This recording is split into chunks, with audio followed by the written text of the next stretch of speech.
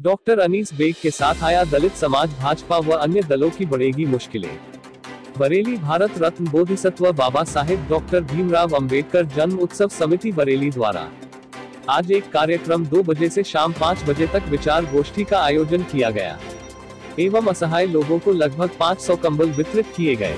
कार्यक्रम की अध्यक्षता डीपी सिंह द्वारा की गई।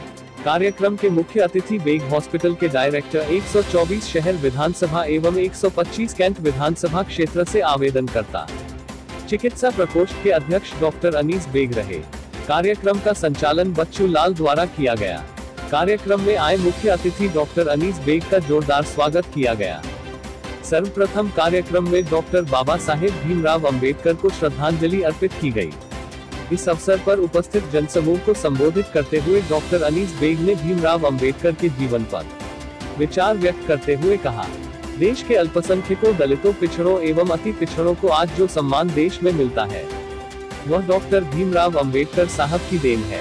आज देश में हमें मताधिकार का जो अधिकार मिला है वह बाबा साहब की देन है।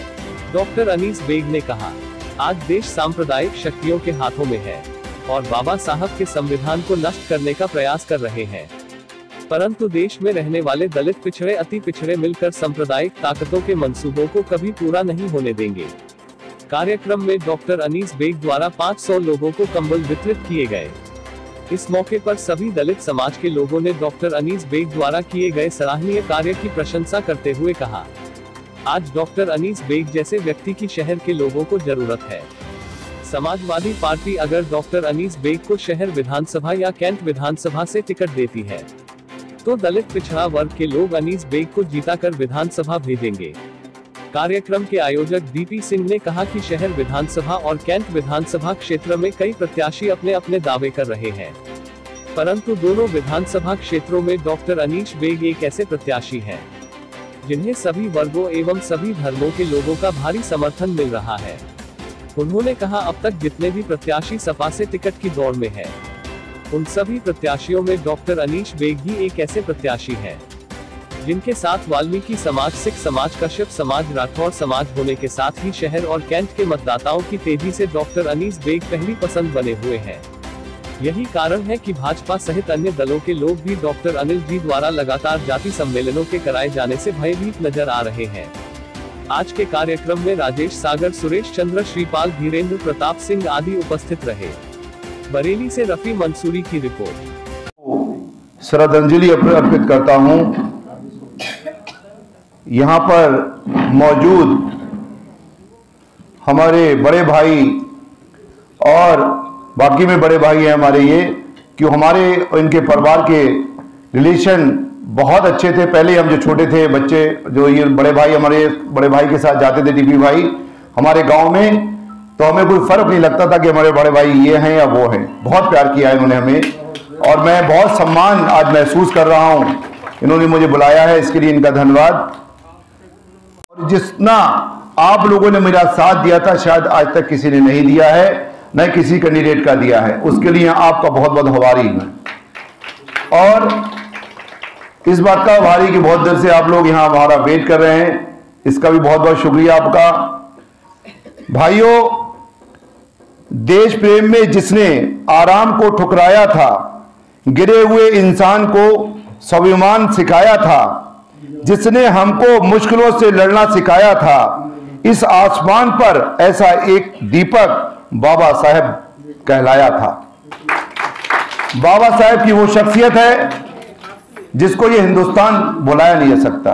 बात जानता हूं कि बाबा साहब किसी धर्म विशेष के नहीं, किसी जाति धर्म के नहीं, बाबा साहब इस हिंदुस्तान के नेता हैं। इस हिंदुस्तान के वो नेता रहे हैं कि जिसने एक ऐसा संविधान दिया है इस देश को, जो इस देश को आज तक एक बांध हुआ, एक मुट्ठी में बंधा हुआ है। लोगों ने बहुत तोड़ने की कोशिश करी इस हिंदुस्तान को और लोग कर रहे हैं। आज हिंदुस्तान कहां पहुंच गया है, कितने इन्होंने, कुछ लोगों ने यहां नफरत के बीज आपस में बो दिए हैं, लेकिन ये एक बाबा साहब का संविधान ही है जिसने हम लोगों को एक मुट्ठी में, एक गुलदस्ते की तरफ पुरो कर रखा है। एक गुलदस्ता अगर बनाया है तो बाबा साहब के संविधान ने बनाया है। हमें वोट देने का अधिकार अगर दिया है तो बाबा साहब के संविधान ने दिया है। एक ऐसे इंटेलिजेंट शख्स यहां पैदा हुए बाबा साहब हमारे, जिसने हर चीज के बारे में सोचा, छोटी सी छोटी चीज के बारे में सोचा सकता है, आगे जाके क्या कर सकते हैं ये लोग हिंदुस्तान का, उसके बारे में सोचा। और उन्होंने एक ऐसा संविधान लिखा जिसमें हर धर्म, चाहे हिंदू हो, चाहे मुसलमान हो, चाहे सिख हो, चाहे ईसाई हो, चाहे बौद्ध हो, जो कि एक गुलदस्ता उन्होंने बनाया, वो एक गुलदस्ता बना के दिया हिंदुस्तान को, और वो हमेशा रहेगा, चाहे जो कुछ कर लें, चाहे कितना ही कोशिश कर लें। जब से हिंदुस्तान आजाद हुआ तब से इन्होंने तोड़ने की कोशिश करी हम लोगों को, लेकिन एक बाबा साहब का संविधान ये है जो हमेशा जोड़ के रखता है और जोड़ के रखेगा।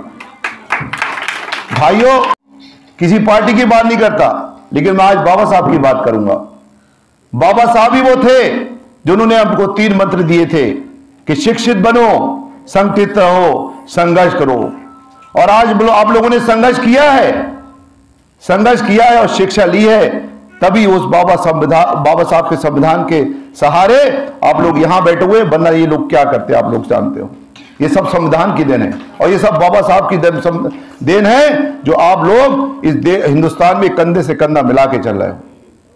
इसलिए आप लोग, ज्यादा बात नहीं कहूंगा, लोग टाइम बहुत हो चुका है, कहने को बहुत है बाबा साहब के, पूरा संविधान ही बाबा साहब के ऊपर लिखा है, कहते तो पूरा किताब बाबा, जितना संविधान है इतना बड़ा, इतना योगदान रहा है हिंदुस्तान के लिए बाबा साहब का, और जितना योगदान रहा है बाबा साहब का गरीबों के लिए, खासतौर से मुस्लिमों के लिए, दलितों के लिए, अल्पसंख्यकों के लिए कहना मुश्किल होगा।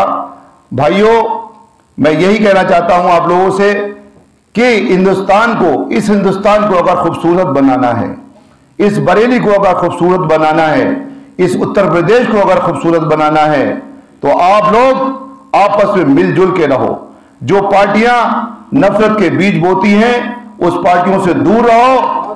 आप लोग हिंदू भाई, मुस्लिम भाई, सिख भाई, ईसाई भाई, जो भी बौद्ध भाई हमारे जितने भी हैं, सब आपस प्यार मोहब्बत से रहो, संगठित रहो। इसी के बाद अपनी बात खत्म करता हूं। जय हिंदुस्तान, जय समाज।